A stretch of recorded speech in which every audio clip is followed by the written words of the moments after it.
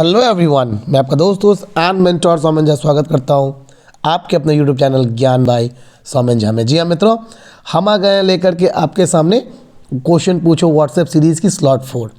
एक दिन की डिले के साथ आया हूं आपके पास बिकॉज काम का थोड़ा कुछ ज़्यादा रश था। स्कूल्स खुल चुके हैं and we are not associated with any school, but exactly काम तो काम है भाई, तो रहता है। तो चलिए शुरू करते हैं। आज क्वेश्चंस पूछा है रिज्ञान, मोहित, सूरज, हार्दिक एंड आयुष ने, one of my students. And इसमें एक नाम ऐड कर दूं आपको, है ना, फटाफट से। तो आयशा उसका नाम थंबनेल बनने के बाद आया है उसका क्वेश्चन, उसके क्वेश्चन को भी हमने ऐड ऑन कर लिया है। So Ayesha also asked a question. So guys, let's start this video with the doubts of my intelligent and interesting students. Let's start. So here we have with our first question. ये question पूछा है रिज्ञान ने, that what is vulnerability and its causes, like causes of vulnerability. चलिए पहले बात कर लेते हैं, इस बात की चर्चा करते हैं। First of all that what is, ये जो हमारा टॉपिक है कि वल्नरेबिलिटी क्या है, ठीक है ना। देखो, मैं सिंपल भाषा में वल्नरेबिलिटी को जानते हो क्या बोलता हूँ? मैं इसको बोलता हूँ क्या, खानदानी गरीब, है ना। मैं इसको सिंपल भाषा में डिराइव करता हूँ इसी वर्ड से कि भैया खानदानी गरीब। अब सवाल है कि क्या इसका मतलब है in terms of exactly the definition. So generally याद रखना बच्चों कि it describes that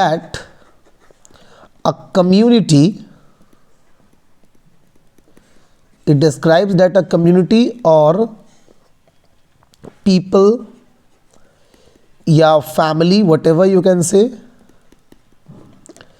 is under poverty. Means like in past, you can say in past they are in the poverty, as well as their current situation, ठीक है ना, current situation also reflects that they will be in poverty या you can say under poverty in upcoming future also, ठीक है, upcoming future also। अब इसका मतलब समझ लो क्या है कि ऐसा कोई वर्ग या ऐसा कोई ग्रुप या ऐसा कोई भी फैमिली या लोग जो कि पास्ट में, यानी कि उसका भूत देखो तो वो गरीब था, ठीक है, और अभी के उससे करंट सिचुएशन को देख के भी आपको लगेगा कि भैया भविष्य में भी ये गरीब ही रहने वाला है। ऐसा क्यों? आप कहोगे, सोचोगे कि सर आप किसी के वर्तमान को देख के उसके भविष्य को कैसे बता सकते हो कि वो गरीब ही रहेगा? तो बच्चों, आपका भविष्य आपके वर्तमान पे निर्भर करता है। कैसे? सपोज करो you all are student and in 1 month, maximum in 15 to 20 days, or in 1 month your final exams are going to be start, ठीक है, आपके फाइनल एग्जाम शुरू हो जाएंगे। ये मैं एग्जाम्पल बता रहा हूँ, ठीक है ना। अब देखो, आपका प्रेजेंट है आज क्या कर रहा है कि right now you are started your studies, और आप पूरे डेडिकेशन के साथ अपनी स्टडी पे फोकस करोगे। ये आज का वर्तमान है आपका, और चूंकि आज अपने इस वर्तमान में आप अपने पढ़ाई पे डेडिकेशन के साथ फोकस कर रहे हो, सो इसका फ्यूचर क्या निकल के आएगा? फ्यूचर एस्पेक्ट ये होगा that you get a good score in your exam. तो अब जरा मुझे बताओ कि क्या आज आपका वर्तमान आपके फ्यूचर को डिसाइड किया या नहीं? जो ऐसे बच्चे आज इस 1 महीना पहले या 20 दिन पहले के टाइम पे डेडिकेशन के साथ, फोकस के साथ नहीं स्टडी कर रहे होंगे, क्या फ्यूचर में होने वाले एग्जाम में उनका मार्क्स आएगा अच्छा? आपको आपका आंसर खुद मिल जाएगा। So guys, those who are not performing their work in such a level so that their poverty will go down, they will also remain in like poor in future। अब आप कहोगे सर तो गरीबी को हटाने के मायने क्या है? तो याद रखो, पॉवर्टी को हटाने का सबसे बड़ा मायना होता है इनकम। सपोज करो कि आज की करंट सिचुएशन में किसी की जो इनकम है ना वो लो है, तो इन फ्यूचर कैसे आप कह सकते हो कि फ्यूचर में वो बहुत ज़्यादा रिच हो जाएगा, है ना? दूसरी तरफ कोई एक आदमी बंदा ले लो जिसकी जो करंट सिचुएशन है, करंट सिचुएशन इसमें उसकी इनकम ग्रोथ हुई है। मैं ये नहीं लिख रहा हूँ कि उसकी इनकम बहुत ज़्यादा वो अमीर हो गया, नहीं, उसकी इनकम में ग्रोथ हुआ है इन कंपैरिजन टू पास्ट। समझ रहे हो? मतलब अगर पास्ट में आज से 1 साल पहले कोई बंदा अगर महीने का 10,000 कमा रहा था, इनकम कर रहा था, तो आज करंट सिचुएशन में वो 15,000 पे आ गया है। मतलब उसने 1 साल में 5,000 रुपये का इंक्रीज किया पर मंथ। ठीक है, तो आप कह सकते हो कि यस, हर साल वो 5,000 भी अर्न करेगा, तो आने वाले 5 साल में ही just reached on the mark of almost 40 to 45,000 rupees per month and his situation will increase. बात मेरी समझ पा रहे हो आप? So this is what we called how a person or a people or a community come out from poverty या cross its poverty which we call vulnerability. Now अब इस क्वेश्चन का जो दूसरा एस्पेक्ट है इट्स कॉजेस। बात करेंगे बच्चों कि क्या कारण होते हैं गरीबी के। तो मैं एक एक करके पॉइंट्स लिख देता हूं आपको फटाफट से, जिसको कॉजेज ऑफ पॉवर्टी बोलेंगे या फिर कॉजेज ऑफ वल्नरेबिलिटी भी बोल सकते हो। पहली कॉज जो हो जाएगी वो क्या हो जाएगी? वो हो जाएगी लैंडलेसनेस। ठीक है, लैंडलेसनेस मतलब ज़मीन का ना होना। तो जिसके पास ज़मीन नहीं होगा बट नेचुरल है कि वो क्या करेगा, वो एक लेबर का वर्क परफॉर्म करेगा and due to he is a labour so his income always seems to be low. Point number 2 is the unemployment. ठीक है, वन हु इज अनएम्प्लॉयड, ठीक है, जो क्या होगा, बेरोजगार होगा, जिसके पास एम्प्लॉयमेंट नहीं होगा, of course he is no income and as he is no income so he will be poor, remain poor like in future also. Third point is the size of family. याद रखो बच्चों क्या होती है, मैं ये एग्जाम्पल हमेशा देता हूँ कि सपोज करो पर कैपिटा इनकम, यहाँ पे पीसीआई काम करता है, पर कैपिटा इनकम काम करता है कि आपकी इनकम क्या है। सपोज करो 50,000 पर मंथ है, लेकिन तुम्हारे परिवार में 15 लोग हैं। अब आप जब डिवाइड करोगे तो आंकड़ा निकल के कितना आएगा, मोटा मोटा 3,200 के लगभग या उससे भी कम आएगा। मतलब आप गरीब इन सेंस ऑफ सैलरी नहीं थे, but because of your family you become poor, per person share will reduce, so size of family also makes reason that you become a poor. Point number 4 will be, you can say child labour. Child labour, suppose child labour का मतलब क्या है कि like guys you all जो भी मेरे video देख रहे हो, आप बच्चों, आपकी एज अभी किस चीज़ की है, स्टडी की है। ये जो स्टडी है ना, this only make you able in future to perform a good job, like you become means if you become a doctor, engineer, if you become a manager, business management, after that तो आप क्या बन जाओगे, आप एक अच्छा job कर पाओगे और उसकी वजह से you will get a great source of income, your income will increase, है ना। तो child labour is also a reason of poverty. Those who are doing the child labor, they will remain poor in future also. Hope this question completed and you guys understood it. इतना detail में मैंने बता दिया, अभी doubt हो तो आप पूछ सकते हो। चलो हम लोग बढ़ते हैं नेक्स्ट क्वेश्चन की तरफ। ये क्वेश्चन हमारे पास आ चुकी है ज्योग्राफी से एंड इट इज गिवन कि what are the factors of raining in India. मतलब बात क्या करेंगे बच्चों यहाँ पे कि हमारे यहाँ इंडिया में रेन, जिसको कि हम लोग क्या बोलते हैं, मॉनसून बोलते हैं, है ना। क्या बोलते हैं बच्चों, मॉनसून। और आपको बताया था मैंने कि मॉनसून जो है वो एक अरबिक वर्ड से डिराइव हुआ है, इसको जो कि था क्या, मौसिम। याद रखना, मौसिम, it's derive from Arabic word मौसिम which means what, which means reversal of retrieving winds. ठीक है ना, हवाओं का घूमना। ठीक है, अरबिक लाइक अरेबियन सी के तरफ से हवाओं का इंटर होना इंडिया में, मॉइस्चरफुल एयर का इंडिया में इंटर होना during the summer time, that is causes rainfall in India. आइए एक एक करके बात करते हैं इसके फैक्टर्स की, that which factors causes raining. So सबसे पहला जो फैक्टर हो जाएगा that is the differential heating and cooling of land and water. देखो यहाँ पे क्या है, that heating and cooling, heating and cooling, ठीक है ना, cooling of land and water, ठीक है। अब ये जो मैकेनिज्म है, इस मैकेनिज्म को सिंपल भाषा में कहूँ तो high pressure and low pressure का मैकेनिज्म है।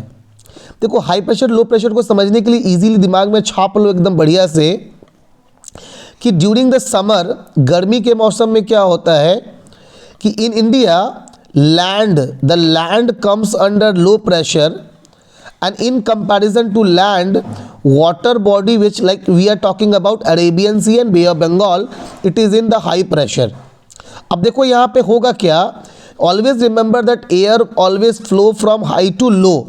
अच्छा ये भी यहाँ समझने की ज़रूरत है कि high to low, ठीक है, air blow from high to low, but like why air like up to what, suppose question है हमारा कि up to what air blow from high to low, तो याद रखना until unless moisture of both the place will not remain same. मतलब high pressure की तरफ से लो प्रेशर की तरफ हवाएं तब तक बहेंगी जब तक दोनों जगह के मॉइस्चर लेवल बराबर ना हो जाए। इसलिए कहा जाता है कि जब एसी वाले रूम में आप हो तो आप अपने खिड़की दरवाजों को बंद रखो, because AC, what AC does, AC fills moisture in your room to cool your room। So whenever you opens your door or window, the air quickly start blowing outside, outside जहाँ पे लो प्रेशर होता है in comparison to your AC room, ठीक है, हवा उधर भागेगी और आपका रूम गर्म हो जाएगा किसके बराबर, आपके बरांडा या फिर आपके डाइनिंग के बराबर जिधर हवा भाग रही है गेट खोलने की वजह से। समझ रहे हो बात। When I talk about winter season, so याद रख लो बच्चों कि विंटर के टाइम क्या होता है कि the land comes under high pressure and water body, like water body goes under low pressure, और इस वजह से क्या होता है कि air blow from land to water until unless the moisture of both the place will not become same, ठीक है। तो this is the first factor, heating and cooling of land and water, which basically depends on high pressure and low pressure of region. Hope it is clear. Point number 2 पे चले बच्चों, तो ये है due to the shifting of ITCZ। ITCZ देखो ITCZ का full form होता है inter tropical convergence zone, inter tropical convergence zone. पहले बात कर लेते कि ये होता क्या है। सो ये एक हॉट रीजन है। क्या है ये बच्चों, सिंपल भाषा में बता रहा हूँ, हॉट रीजन है। ये हॉट रीजन एग्जैक्टली क्रिएट कहाँ होता है, तो ये हॉट ड्राई रीजन क्रिएट होता है 5 डिग्री नॉर्थ, है ना, मतलब 0 डिग्री इक्वेटर से 5 degree north to 5 degree south के बीच में। समझ रहे हो, मतलब अगर मैं यहाँ पे एक छोटा सा ग्लोब बनाने का प्रयास करूँ तो ये देख लो, ये हो गया आपका 0 डिग्री इक्वेटर, इसके ठीक ऊपर ये मान लो 5 डिग्री नॉर्थ हो गया ये, और ये नीचे वाला है 5 डिग्री साउथ। अब ये जो बीच का रीजन आप देख रहे हो ना, ये बीच का रीजन क्या होगा, यही ITCZ का जो हॉट रीजन बेल्ट है वो यही क्रिएट होगा। As you guys know, in this middle part of the equator sun rays, sun जो है ना उसकी डायरेक्ट रेज पड़ती है, और इस डायरेक्ट रेज की वजह से this equatorial region is having very very high temperature, like temperature high होगा। अब जब बच्चों टेम्परेचर हाई होगा तो जानते हो क्या होगा, देखो यहाँ मैं पूरा सीक्वेंस लिख रहा हूँ फ्लो चार्ट में। जब बच्चों टेम्परेचर हाई होगा तो मॉइस्चर यानी कि एयर ज़्यादा ऊपर की तरफ उड़ेगा। समझ रहे हो, एयर यानी कि जो मॉइस्चर है, मॉइस्चर, ये मॉइस्चर इवेपोरेट ज़्यादा होगा। क्या होगा, इवेपोरेट भी हाई होगा, ज़्यादा होगा। जब मॉइस्चर बच्चों इवेपोरेट ज़्यादा होगा, सो formation of cloud and all this things will also remain great high, you can से, और इसकी वजह से क्या होगा, रेनफॉल ऑटोमेटिकली, रेनफॉल भी बहुत ज़्यादा हाई हो जाएगा। यही वो रीज़न होता है बच्चों की, जो हमारा इक्वेटोरियल रीजन है, यहाँ हमें एवरग्रीन फॉरेस्ट पाए जाते हैं। बहरहाल बात उसकी नहीं करनी है, बात किसकी करनी है, ITCZ का इफेक्ट हमारे इंडिया पे। तो बच्चों होता क्या है exactly, if I will like try to show you in this map. आप देखो ये इंडिया है, इंडिया से नीचे अगर मैं यहाँ ड्रॉ करूँ तो this will be the 0 degree equator, ठीक है, 0 डिग्री इक्वेटर। अब देखो इस 0 डिग्री इक्वेटर पे क्या होगा, इसके ठीक ऊपर यहाँ पे बे ऑफ बंगाल के पास ITCZ क्रिएट होता है। Due to the Coriolis force the air moves towards India, like in this way from Bay of Bengal air moves, ठीक है। और ये जो कॉरियोलिस फोर्स की वजह से जो एयर का मूवमेंट है towards India from bay of Bengal side, this force this ITCZ, ये क्या करती है, इस ITCZ को फोर्स करती है और इसको फोर्स करके धकेल के कहाँ पहुँचा देती है, ओवर द गंगा प्लेन्स। ये जो रीजन देख रहे हो, ये रीजन है हमारा बिहार यूपी वाला, ये है गंगा प्लेन्स, इस गंगा प्लेन्स के ऊपर पहुंचा देती है।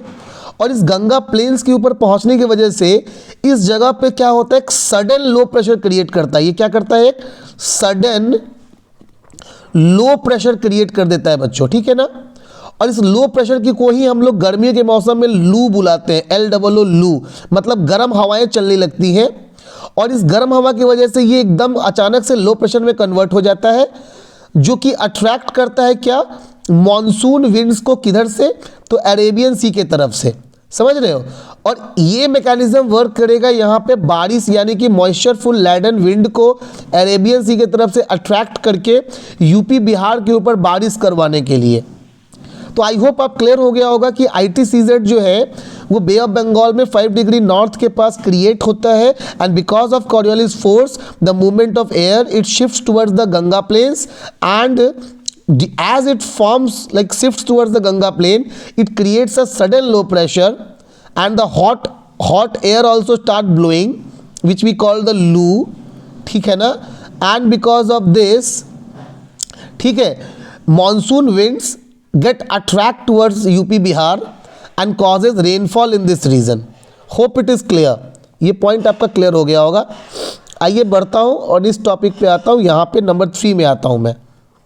अब बच्चों बात करेंगे थर्ड फैक्टर की, that is the presence of Madagascar, ठीक है। अब ये देखो मेडागास्कर का क्या सीन है, ये मेडागास्कर पहली बात है कहाँ, तो याद रख लो कि ये पैसिफिक ओशियन, आप दिमाग में छाप लो कि पैसिफिक ओशियन जो हो जाएगा हमारा वो, और इंडियन ओशियन भी ले लो। सो इंडियन ओशियन, ठीक है, कि में 20 डिग्री साउथ पे यानी कि साउथ के पास है। मैं आपको यहाँ दिखाना चाहता हूँ मैप में, देखो अच्छे से क्लियर हो जाएगा ये। Let me first erase it, wait a minute, या let me erase it so that it become neat and clean, yeah। so now you can see here, this is the Madagascar। ये क्या है बच्चों, this is only the Madagascar। अब आप देख सकते हो कि यहाँ पे पूरा क्या है, वाटर बॉडी है, it's a high pressure region.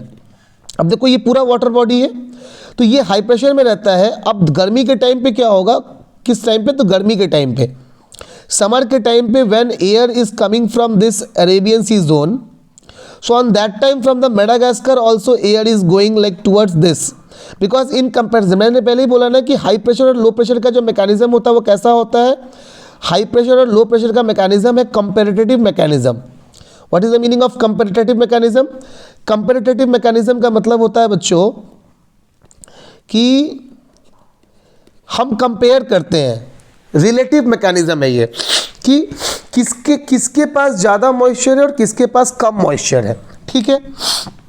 तो व्हेन वी कंपेयर, तो मेडागास्कर के कंपैरिजन में जो साउदर्न रीजन होता है इंडिया का, it is having less moisture in comparison to Madagascar. So air also shift from Madagascar and this air is also coming from the Arabia, ठीक, Arabic countries like Arabian सी।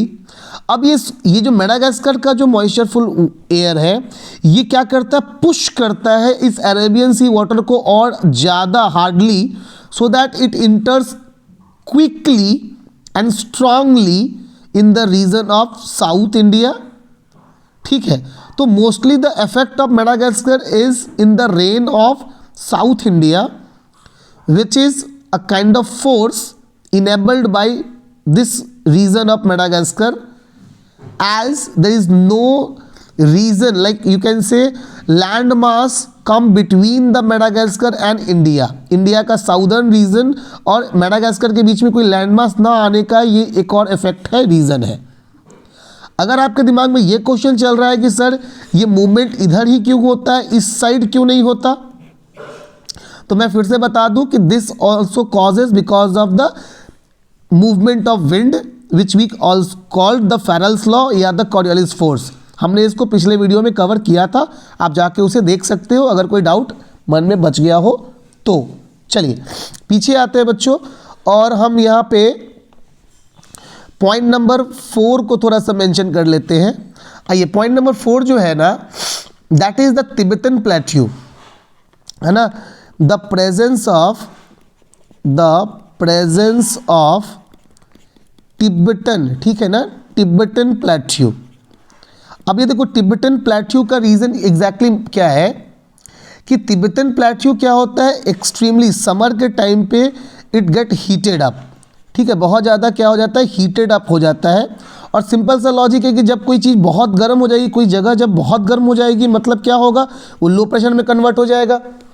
और जब चूंकि एक बहुत height पे है, it's a certain height, it having a certain height, so इस height पे जब लो प्रेशर कन्वर्ट होगा, so it attracts the air from high pressure. तो हाई प्रेशर से मॉइस्चरफुल एयर क्विकली इस तरफ मूव करेगी। वर्टिकल एयर करेंट्स याद रखना, which results the movement of strong vertical air currents and the formation of low pressure over the plateau at about 9 kilometre above the sea level। इस वजह से क्या होता है, rainfall take place in this surrounding. समझ रहे हो बात? तो ये चौथा रीजन हमारे पास आ गया निकल के। Fifth reason is the movement of jet, fifth reason is the movement of jet streams, ठीक है, जेट स्ट्रीम्स। सवाल है बच्चों कि ये जेट स्ट्रीम्स चीज़ क्या है ना, तो दिमाग में छाप लो सब लोग कि जेट स्ट्रीम क्या होती है। तो जैसा नाम है jet, jet word, why we use the word jet, तो सिंपल चीज है कि anything which is very faster, anything which is very faster that we call the jet, ठीक है। And here we are talking about air, so the fast air, ठीक है, which generally moves at a you can say upper level of, upper level, ये ground level नहीं, ये upper level पे है। तो हवा क्या करेगी, उठेगी ऊपर की तरफ। कौन सा हवा, तो हॉट एयर, याद रख लो, hot air goes up and in that up region it start blowing. We have two, one is called the easterly and second one is called the westerly.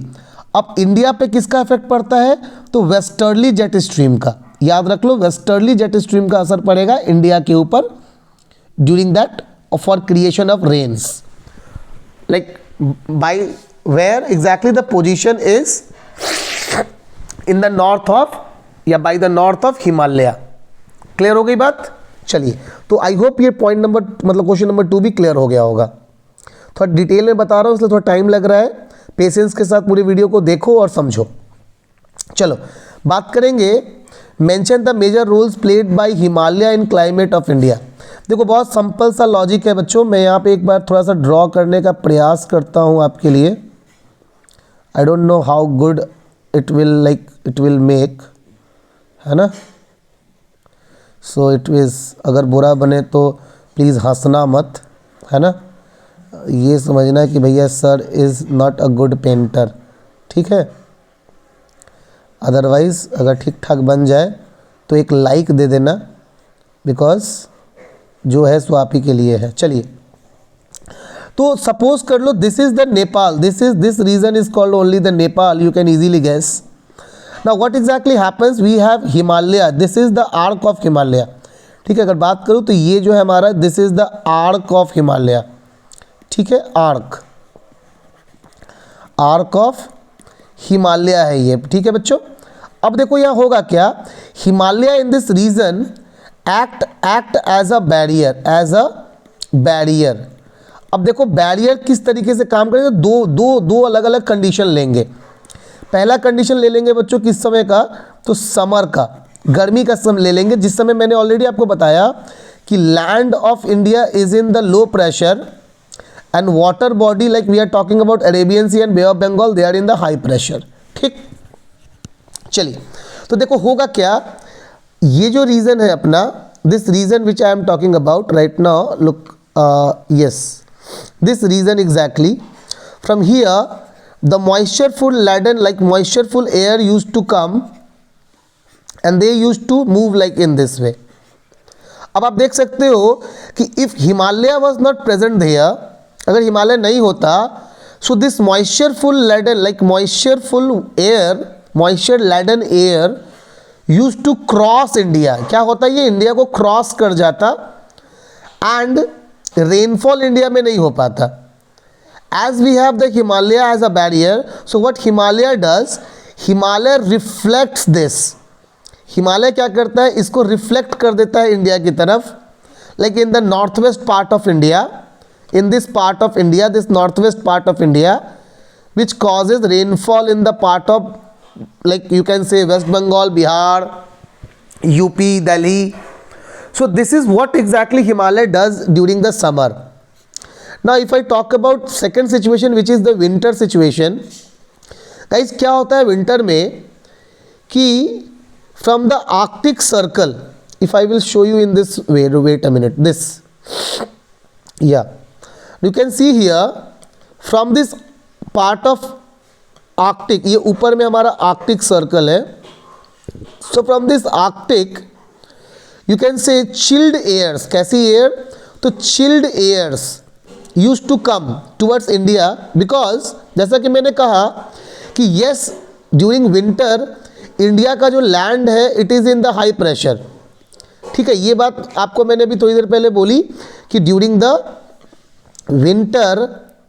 Winter में क्या होता है कि लैंड जो है इंडिया का वो हाई प्रेशर में रहता है और वाटर क्या होता है बच्चों, ये लो प्रेशर में रहता है। ठीक है, लेकिन when we compare India's this land boundary to this water boundary, तब ये हाई प्रेशर लो प्रेशर है। लेकिन जब हम कंपेयर करेंगे इंडिया की लैंड को विद द आर्कटिक सर्कल, समझो ये जो आर्कटिक है ना, आर्कटिक सर्कल से जब आप कंपेयर करते हो तो बट नेचुरली कि Arctic is in high pressure, Arctic high pressure में है और इंडिया का जो लैंड बाउंड्री है that is in the low pressure. समझ रहे हो ना, when we compare Arctic to India या this region I am talking about, तो इस रीजन को जब आप कंपेयर करोगे आर्कटिक से, so but natural it is in low and it is in high, so the movement of air will take place through in this way, है ना। अब हिमालय क्या करता है, हिमालय अगर यहाँ नहीं होता तो क्या होता कि this chilled air enters into India and completely and we have snowfall, like बर्फ की चादर होती, इतनी ज़्यादा ठंडी शीतलहरी बहती। लेकिन चूंकि हमारे पास हिमालय है, हिमालय इसका 90% रोक लेता है और 10% जो इंटर होता है ना वही कोल्ड वेव्स कहलाता है, cold waves, in Hindi we called it sheetlahari. तो समझो जरा कि 10% जब शीतलहरी करा सकती है तो 90% पूरा 100% जब इंटर होता तो क्या होता, you can now easily imagine this, understood. So this is what exactly we are talking about right now about this Himalaya section. Hope this question number 3 is also clear for all of you. Now we will go for the question number 4। ये बड़ा fantastic सा question है, मेरे एक student ने भेजा है, मोहित ने। तो आइए मोहित जी के इस क्वेश्चन को डील करते हैं। We will talk about the drainage system of Ganga.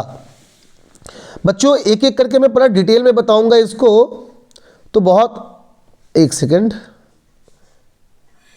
बहुत अच्छे से इसको मतलब समझने का प्रयास करना, है ना।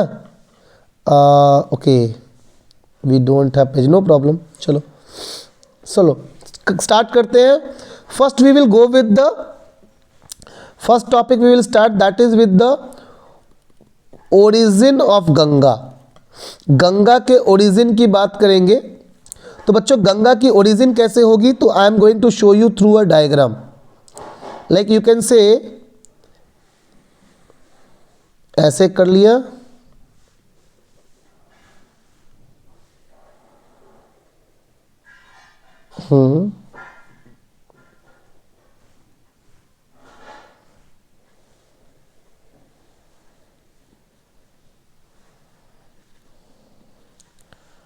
exactly. Now so you can see here I just made the three streams, मैंने तीन you can say streams बनाई है।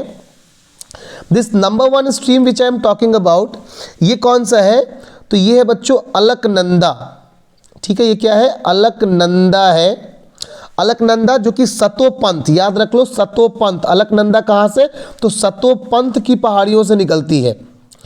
दूसरी जो स्ट्रीम है ना, ये स्ट्रीम कौन सी है, तो ये है हमारी मंदाकिनी। क्या है ये, मंदाकिनी है। ठीक है बच्चों, और ये मंदाकिनी कहाँ से निकल रही है, तो घोराबाड़ी ग्लेशियर। कौन सा ग्लेशियर, घोराबाड़ी ग्लेशियर से मंदाकिनी रिवर निकलती है। और ये तीसरी रिवर कौन सी है, तो इसको हम लोग बोलते हैं गंगोत्री। कौन सी, गंगोत्री। और गंगोत्री कहाँ से निकलती है, इसलिए गंगोत्री ग्लेशियर है। और ये तीसरी रिवर जो है उसका नाम क्या होगी, तो भागीरथी। ठीक है, तो गंगोत्री ग्लेशियर से निकलती है कौन सी नदी, भागीरथी। चलिए, तो तीन नदियाँ हो गई, एक अलकनंदा, दूसरी मंदाकिनी, तीसरी भागीरथी। अभी गंगा की कहीं कोई चर्चा नहीं है, गंगा क्योंकि अभी है ही नहीं, गंगा का अस्तित्व अभी नहीं है। कौन कौन सी नदियां हैं, अलकनंदा है, मंदाकिनी है और भागीरथी रिवर है जो कि गंगोत्री ग्लेशियर से निकलती है। तीनों का याद रखना, ओरिजिन पॉइंट भी मैंने बता दिया। Alaknanda from the Satopanth glacier, ठीक है, सतोपंथ, और मंदाकिनी फ्रॉम द घोराबाड़ी ग्लेशियर, ठीक है, घोराबाड़ी, ठीक है, और Bhagirathi from the Gangotri glacier. अब देखो क्या होगा कि ये हो गई।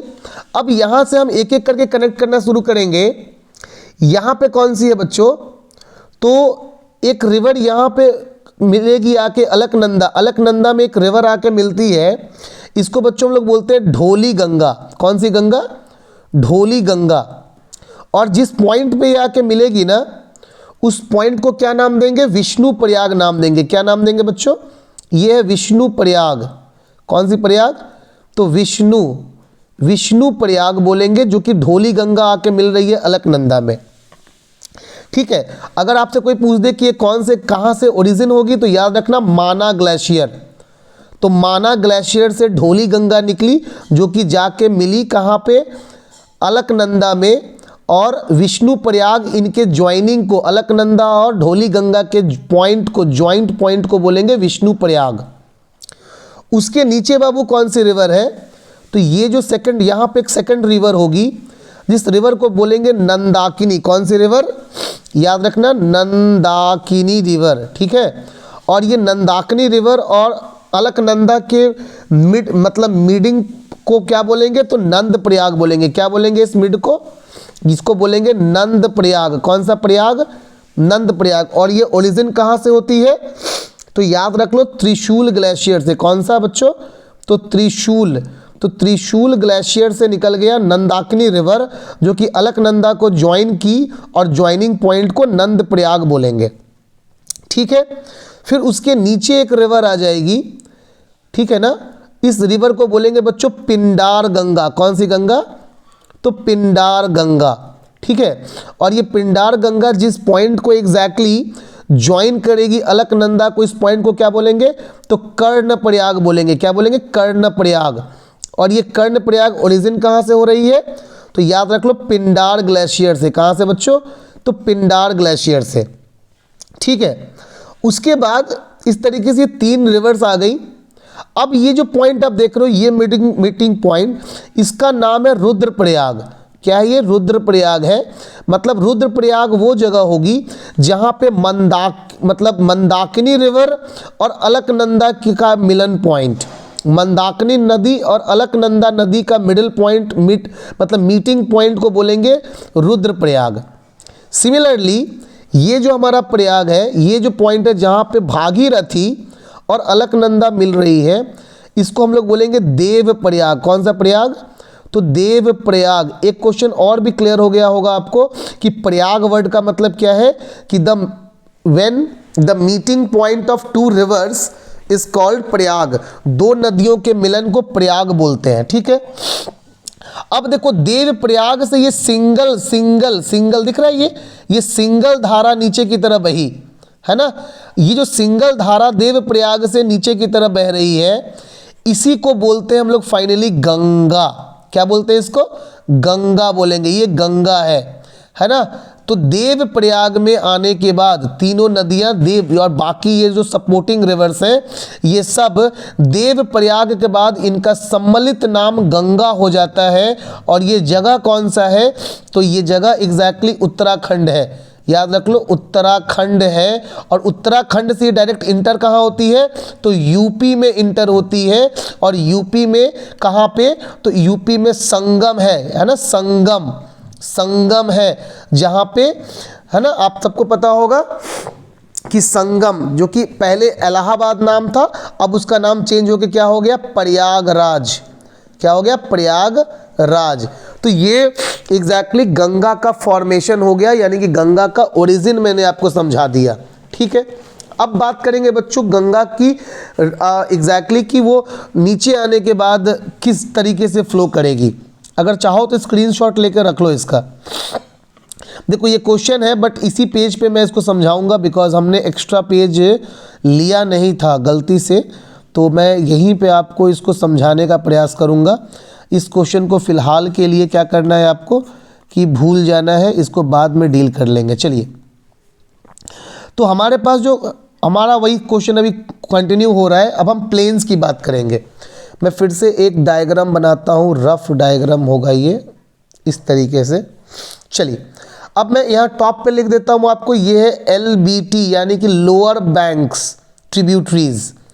और यहाँ मैं लिख देता हूँ मतलब left bank tributary. And here I am writing RBT मतलब राइट बैंक ट्रिब्यूटरी। ठीक है। बाएं तरफ की ट्रिब्यूटरीज गंगा की, ये जो मैंने अभी बनाया ये गंगा है, ये main river, main stream of Ganga का पिक्चर बनाया मैंने।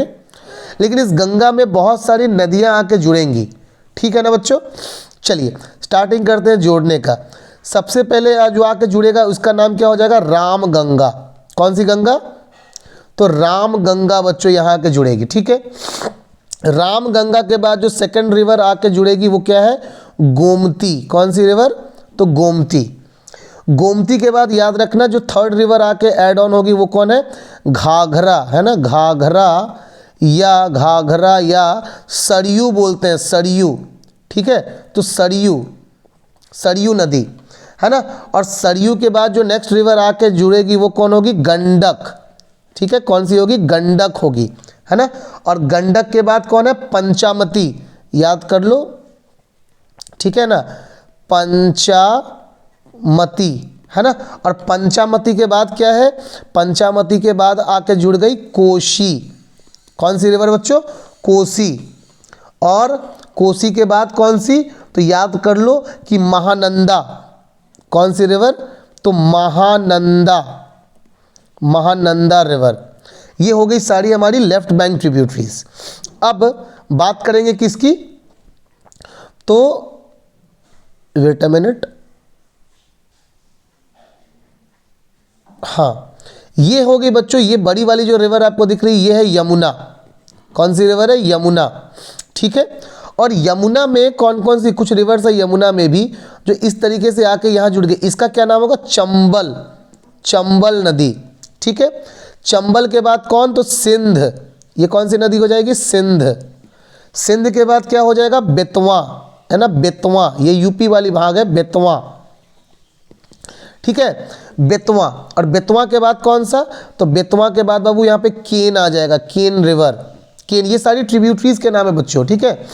केन के बाद कौन है, तो केन के बाद आता है यहाँ पे, उसका नाम हो जाएगा बच्चों कौन सा, रोस, है ना, रोस रिवर, ROS, रोस, है ना, रोस रिवर।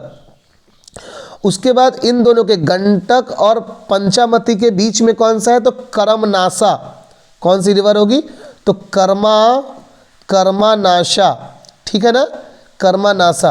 और कर्मनासा के बाद है ना, इन दोनों के बीच में जो रिवर आएगी कौन होगी, वो रिवर, वो हो जाएगी बच्चों सोन, सोन हो जाएगी, सोन, ठीक है। और सोन के और इन दोनों के बीच में यानी कोसी के और महानंदा के बीच में कौन हो जाएगा, पुनपुन, ठीक है, पुनपुन। और देखो पुनपुन के बाद क्या होगा कि ये जो है ना ट्रिब्यूटरी, वो एक ट्रिब्यूटरी चली जाएगी कहाँ, बांग्लादेश में, याद रख लो, ये एक ट्रिब्यूटरी डिस्ट्रीब्यूटरी, एक डिस्ट्रीब्यूटरी चली जाएगी बांग्लादेश में, दूसरी डिस्ट्रीब्यूटरी आ जाएगी कहाँ, तो वेस्ट बंगाल में बच्चों, कहाँ, वेस्ट बंगाल में। तो जो वेस्ट बंगाल में आ जाएगी उसका नाम क्या हो जाएगा, उसका नाम हो जाएगा बच्चों हुगली, क्या हो जाएगा, हुगली। और जो बांग्लादेश में चली जाएगी जिसकी डिस्ट्रीब्यूटरी, उसका नाम क्या हो जाएगा, पद्मा, क्या हो जाएगा, पद्मा। और फाइनली बांग्लादेश में ही होते हुए ये बे ऑफ बंगाल में फॉल कर जाएगी, बे ऑफ बंगाल में फॉल कर जाएगी गंगा, किसके साथ, तो ब्रह्मपुत्रा के साथ। और यहीं पे वो वर्ल्ड का सबसे बड़ा डेल्टा फॉर्म करती है, जिस डेल्टा का नाम तुम सबको पता होगा, सुंदरबन डेल्टा होता है ना, सुंदरबन डेल्टा होता है। आई होप ये क्वेश्चन नंबर 5 यानी कि पूरा अच्छे से क्लियर हो गया होगा। रिवर गंगा का ड्रेनेज बेसिन पूरा बढ़िया से एकदम, है ना। अब टोटल 5 राज्य आते हैं, कितने स्टेट, तो ये भी याद रख लो कि 5 स्टेट्स से हो के बहती है गंगा, ठीक है। जस्ट इमेजिन करो कि वो 5 स्टेट्स कौन से होंगे और कमेंट में 5 स्टेट्स का नाम भी लिखना, ठीक है, ताकि मालूम चले कि आपको कितना पता हुआ और कितना आपने सीखा वीडियो को देख के। चलो अब बच्चों आगे बढ़ जाते हैं और थोड़ा सा गैप के बारे में मैं आपको बता दूं। We will have page, no I don't have page, तो थोड़ा सा गैप यहीं पे समझा देता हूँ गंगा एक्शन प्लान के बारे में, ठीक है। तो एग्जैक्टली इसको यहाँ से मैंने कवर कर लिया और यहाँ पे मैं लिख देता हूँ GAP, क्या है इसका full name, Ganga action plan, ठीक है ना। सवाल है कि ये गंगा एक्शन प्लान है क्या, तो सिंपल भाषा में अगर बच्चों में कहूँ तो Ganga action plan means Ganga की सफाई, ठीक है, गंगा की सफाई। आपको याद क्या रखना है, बड़ा बेसिक सा बात, व्हेन स्टार्टेड, तो this was started and launch in 1985, दिमाग में छाप लो, 1985 में गैप का फेज 1 हुआ। ओवरऑल मोटो क्या था, to clean Ganga, clean Ganga and to join Ganga all with this its tributaries to make possible inland navigation. समझो इनलैंड मतलब भारत के अंदर जो है वो नाव चल सके, बड़े नाव चल सके, ताकि हम लोग का ट्रांसपोर्टेशन इजी हो सके, specially in the sector of goods carrier, सामान ढोने वाले बड़े बड़े नाव चल सके। ये टारगेट है, नेशनल वाटरवेज को एक्सपैंड करना ही गैप का टारगेट था। इसका सेकेंड फेज कब आया, तो याद रख लेना, इसका सेकेंड फेज आया था, है ना, कब, तो 2000 में, है ना। सेकेंड फेज आया इसका मार्च 2000 में, जब अटल बिहारी वाजपेयी प्रधानमंत्री थे, ठीक है। टोटल याद रख लो कि 25 क्लास 1 टाउन्स को इसने कवर किया और 3 स्टेट्स जिसमें यूपी, बिहार और वेस्ट बंगाल आता है, इसने कवर किया, ठीक है। अब गंगा एक्शन गैप 2 की बात करेंगे तो गैप 2 1993 से लेकर के गैप 2, ये गैप 1 की बात हो गई, गैप 2 जो है, सॉरी 2, ये 1993 से लेकर के 1996 तक रन किया है। और इसमें कुछ रिवर्स और जुड़ गए, जिसमें नर्मदा रिवर भी कनेक्टेड हो गया। फाइनली 2014 में नरेंद्र मोदी के आने के बाद अब इस गैप का नाम बदल के नमामि गंगे हो चुका है, नमामि गंगा प्रोजेक्ट हो चुका है। और नमामि गंगे के तहत अब इस सेम काम को किया जा रहा है आगे की ओर। तो आई होप गैप का टॉपिक भी क्लियर हो गया होगा, आप समझ गए होंगे। चलो फटाफट से आ जाते हैं इस क्वेश्चन नंबर 6 की तरफ बढ़ते हैं। How are socio cultural and economic factors responsible for poverty. देखो फटाफट से इसको क्लियर कर लो। देखो socio cultural and economic factor की बात हो रही है। पहले सोशल को समझते हैं। सोशियो मतलब सोशल। सोशल तौर पे क्या है कि one who is under the vulnerability, ठीक है, जो लोग वल्नरेबिलिटी के अंदर है, जैसे कि स्पेशली कौन, तो SC और ST, ठीक है। तो ये SC ST जो इनका सोशल बैकग्राउंड इतना पुअर है, ठीक है, साथ में कल्चरली, है ना, कल्चरली इंडिया के कल्चर को देखा जाए तो they are seems to be backward, they are seems to be backward and they are because of their backwardness they are called marginalized। चूंकि ये लोग marginalized हैं, they are untouchables, so इनको क्या नहीं मिलता, इनको सोसाइटी में इक्वल स्टेटस नहीं मिलता बच्चों, ठीक है। सोसाइटी में क्या नहीं मिलता, इक्वल स्टेटस नहीं मिलता, और इक्वल स्टेटस ना मिलने की वजह से नहीं मिलता, इसकी वजह से क्या होता, इनका ग्रोथ जो है ना वो इक्वल स्टैंडर्ड्स पे नहीं हो पाता है, ठीक है। This is one more reason behind their backwardness. Clear हो गई बात। अब बात करेंगे इकोनॉमिक फैक्टर की, ठीक है। तो देखो economic factor is directly related to income, ठीक है। अब सिंपल सी लॉजिक है, one who is having a low income, उसकी जो एक्सपेंस होगी, expenditure, that is also low, है ना। और जब एक्सपेंडिचर भी आपका लो होगा, so you can spend very less, है ना, वेरी लेस ऑन व्हाट, ठीक है। लेस किस चीज़ पे, तो पहली बात तो स्टडी पे, दूसरी चीज़ की आपका जो लिविंग स्टैंडर्ड है, लिविंग स्टैंडर्ड ये भी आपका बहुत क्या हो जाएगा, पुअर होगा, यानी कि कम होगा।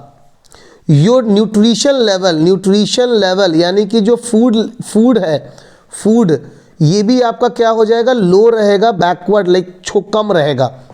सो that is also a reason. All this together causes poverty यानी कि गरीबी। तो याद रख लो बच्चों, कम आमदनी और समाज में बराबर का हिस्सेदारी न होना, ये दोनों सोशियो कल्चरल और इकोनॉमिक फैक्टर्स हैं पॉवर्टी के। क्लियर हो गई होगी बात। चलिए इंडिया की पॉवर्टी की बात कर लेते हैं फटाफट से जल्दी से, कि what are the reasons behind the poverty of India. तो देखो कहाँ गया, हाँ चलो सबसे पहले बात करेंगे बच्चों। तो सबसे पहला है हमारा कॉलोनियल, याद रख लो कॉलोनियल लेगेसी होगी इसका आंसर। ये कॉलोनियल लेगेसी क्या चीज़ है कि when British ruled over us, ठीक है ना, उस ब्रिटिश रूल के टाइम पे ruled over us, our overall development was very low. जो ओवरऑल डेवलपमेंट है हमारा वो क्या था, बहुत ज़्यादा लो था, ठीक है। ये भी एक फैक्टर है कि हम गरीबी में थे। और इन्होंने राज कितने दिन किया, एक बहुत बड़ा टाइम इन्होंने रूल किया, ऑलमोस्ट 200 ईयर्स। तो 200 साल हम गरीबी में बिताया हमने, बिकॉज ऑफ कॉलोनियल लेगेसी की वजह से, उनका हमको बढ़ने ना देने की वजह से। मेरी बात को आप समझ पा रहे हो। सेकेंड टॉपिक अगर मैं करूं तो वह ग्रोथ ऑफ पॉपुलेशन या इंक्रीजिंग पॉपुलेशन। अब देखो बिल्कुल वही बात है जो मैंने बोला था आपको कि पर कैपिटा इनकम। तो पर कैपिटा इनकम क्या होता है, टोटल पॉपुलेशन बाई, सॉरी नहीं ठीक तो है, एक minute, total income by total population, गलत कर दिया मैंने। वही मैं बोलूँ कि कुछ तो कन्फ्यूज़न है, कुछ तो गड़बड़ है दया। चलो तो दया ने समझ में आ गया दया को गड़बड़ क्या है। चलो तो क्या है बच्चों, टोटल इनकम, उल्टा बोल लिख रहा था मैं, तो total income by total population, ये हो जाएगी हमारी क्या, कॉज पर कैपिटा इनकम। इसको हम लोग एवरेज इनकम भी बोलते हैं, ठीक है ना। अब देखो लॉजिक क्या है कि पर कैपिटा इनकम का कम होना, ठीक है, ये पॉपुलेशन की इंक्रीमेंट के कारण दिखाता है। India is the second populated country in the world and going to be first in few days. So that is like few years, sorry, not days. So this is the next reason behind our poverty. अब अगर हम बात करें third position पे, तो हम लिखेंगे क्या यहाँ पे कि ह्यूज डिपेंडेंसी. देखो ह्यूज बात अगर करूँ ना, तो ह्यूज डिपेंडेंसी ऑन एग्रीकल्चर. ठीक है, खेती पर बहुत ज़्यादा डिपेंडेंसी होना, ये हमारा नेक्स्ट रीज़न है. अब इसमें फैक्टर क्या काम करता है समझो बच्चों. हमारे इंडिया में डिसगाइज अनएम्प्लॉयमेंट की प्रॉब्लम है, जिसकी वजह से जिसके पास काम है उसके पास भी काम के लायक या उसके जॉब के लायक पैसे नहीं मिल पाते. Specially if I talk about the labour class people, they are not getting as much what exactly sufficient और fulfilled them they are exactly need. Number 4 is the income inequality. देखो इनकम इनइक्वालिटी की बात करें बोले तो जिसके पास inequality, जिसके पास है उसके पास बहुत ज़्यादा है और जिसके पास नहीं है उसके पास बिल्कुल नहीं है. This is what we are calling inequality, like unequal distribution of unequal. यहाँ पे क्या होगा आपका कि unequal distribution of everything, like land. कुछ लोग जमींदार हैं, उनके पास बहुत लैंड है ना. कुछ मतलब लैंड ही नहीं है, लैंडलेस है. तो अनइक्वल डिस्ट्रीब्यूशन ऑफ लैंड. दूसरा वेल्थ, बहुत के कुछ के पास बहुत पैसा है, कुछ के पास बिल्कुल पैसा नहीं है. ठीक है, तो this is the reason behind, like equal distribution नहीं है.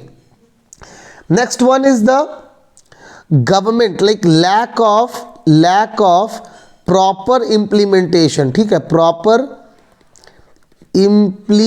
Implementation of government policy. बच्चों तो गवर्नमेंट पॉलिसी का प्रॉपरली इम्प्लीमेंट ना होना भी एक रीज़न है. इंडिया जैसे बड़े देश के अंदर नीचे तबके तक यानी गरीबों तक पॉलिसी पहुंचते पहुंचते एक बड़ा समय लग जाता है, और due to lack of awareness.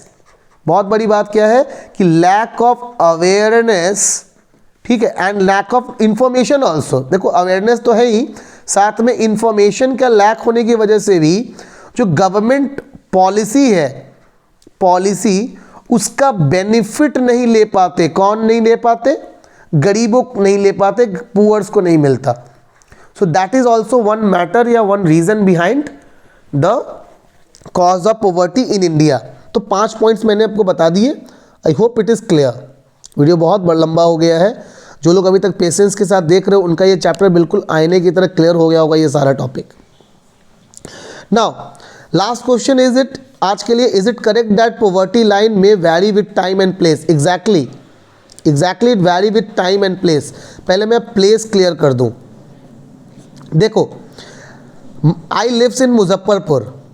तो देखो मुजफ्फरपुर में अगर मैं रेंट की बात करूं, रूम रेंट की, तो क्या होता है कि 2000 से लेके 3000 में यहाँ रेंट में मकान मिल जाते हैं.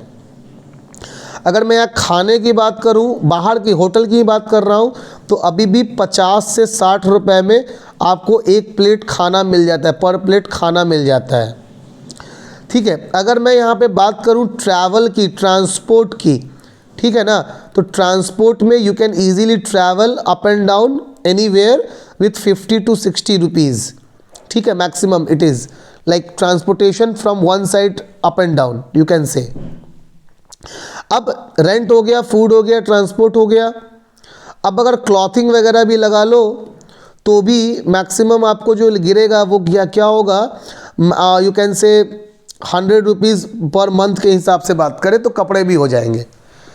ठीक है, study, if I talk about study, so for one kid it is maximum 500 rupees. ठीक है, इनको अगर आप ऐड कर लो तो 3000 एंड ये हो गया आपका महीने का 1500 रुपये, एंड 2 टाइम खाओगे तो 3000 रुपये हो गया, ये 3000 रुपये.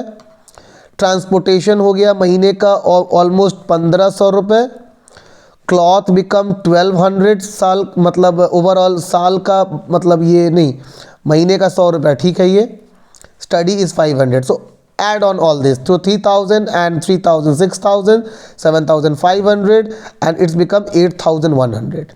So one who is earning 8100 he can easily survive in Muzaffarpur. ठीक, अब देखो, अब मैं कंपैरिजन कर देता हूं मुजफ्फरपुर का किसके साथ, मुंबई के साथ. ठीक है ना, मुंबई के साथ. देखो मुंबई में जो रेंट होगा ना, रेंट चौल मतलब जो लोअर इलाका है, चौल बस्ती या स्लम एरिया, उसका भी रेंट होगा तो मिनिमम वो 10,000 तो होगा ही होगा. ठीक है. फूड की बात करें तो वहाँ वड़ा पाव मिलता है 50 का यार, खाना तो वहाँ पे मिनिमम आप चले जाओ 200 रुपीज़ प्लेट पे. ये मैं कम ही बता रहा हूँ, 200 रुपीज़ प्लेट इंटू 30 करेंगे तो ये 6,000 हो जाएगा. ठीक है. उसके बाद ट्रांसपोर्ट की बात करूँ तो it is such a big city that transport भी आप मान के चलो कि it is about 200 per day. So it's become 30 के हिसाब से 6,000. Then cloth is also like you can say big city, तो क्लॉथ भी आप ले लो, है ना, 200 रुपये तो क्लॉथ का पकड़ ही लो महीने का. Study, oh my God, study is also very much high, कितना भी कम तो 1000 तो ले लो. इसको ऐड करो, 10,000 6 6 12 तो 22,000 एंड देन 23, सो 23,200 निकल के आ रहा है. मतलब ऑलमोस्ट 3 टाइम्स मुजफ्फरपुर के कंपैरिजन में मुंबई में रहना लगभग 3 गुना महंगा है. तो आप देख सकते हो कि सेम टाइम पे, मतलब आज के कंडीशन को भी वैल्यूएट करें तो मुजफ्फरपुर से मुंबई 3 गुना महंगा है. So a person who is earning 8,100 less than 8,000, कोई आदमी अगर 7,000 कमा रहा है तो वो मुजफ्फरपुर के कंपैरिजन में गरीब है, लेकिन 8,100 कमाते ही वो मेंटेनेबल कंडीशन में आ जाएगा. लेकिन इतना पैसा ही 8,100 ही कमाने वाला मुंबई में बहुत ज़्यादा गरीब होगा, यानी कि पुअर होगा. क्लियर हो गई बात आपकी. ये हो गया place, it is called place. अब टाइम की बात फटाक से कर लेते हैं. देखो टाइम पे क्या है, सपोज करो कि आपके पापा यानी कि योर फादर्स इनकम वाज 10,000. आपके पापा की इनकम आज से 3 साल पहले 10,000 थी. तो देखो 3 साल नहीं, 2 साल पहले क्या था, ऑयल का दाम 80 रुपीज़ लीटर था, 90 रुपीज़ लीटर था. आज ऑयल का दाम 180 है, मतलब डबल हो गया. Petrol was 85 rupees litre, but आज पेट्रोल का दाम 105 106 है. सो यू कैन इमेजिन कि जो महंगाई है, वो महंगाई ऑलमोस्ट डबल हो चुकी है इन 3 सालों में. और अगर स्टिल आपके पापा की इनकम 10,000 है, तो जिस समय पापा की इनकम 10,000 थी उस समय ही कैन सेव, वो कुछ ना कुछ बचा लेते थे. मान लो उनका खर्चा होता था 8,000 और वो 2,000 रुपये सेव कर लेते थे उस टाइम. बट आज महंगाई डबल होने की वजह से महंगाई अब खर्चा 16,000 हो गया. उनकी इनकम स्टिल 10,000 रुपये अगर है तो अब वो 6,000 रुपये लॉस में है. मतलब वो 6,000 रुपये क्या करेंगे, कट करेंगे, क्योंकि उनके खर्च आमदनी से ज़्यादा खर्च हो गया. तो अब 6,000 रुपये के लिए वो क्राइसिस यानी कि शॉर्टेज शुरू करेंगे खाने पीने का. और this is what we are calling time के अकॉर्डिंग गरीबी का होना. तो hope this topic is also clear that how like time and place like in comparison to time and place poverty varies. So this is up to for today. अच्छा यहाँ पे 2 लिखा हुआ है, इसको मैं ठीक कर देता हूँ. So this is about 4th, है ना. So we done with our 4th slot today. I hope you guys like the video. अभी तक जिन्होंने वीडियो को देखा वो लोग बहुत ज़्यादा ग्रेट हो, कुछ सीख के जाओगे, धमाल करोगे और आपका एग्ज़ाम बेमिसाल रहेगा. प्लीज़ वीडियो अगर क्वेश्चंस हो तो भेजते रहना व्हाट्सएप पे. WhatsApp number 9534584849. ठीक है. मैं आपका दोस्त एंड मेंटर सोमेन सर, यानी कि सोमेन झा. नेक्स्ट वीडियो में आपसे मिलूंगा कुछ ऐसे ही क्वेश्चंस के साथ. वीडियो बहुत लंबा हो गया है. So now take care, good day, bye bye. मिलेंगे अगले दिन नए चैप्टर और नए टॉपिक्स के साथ. Good night.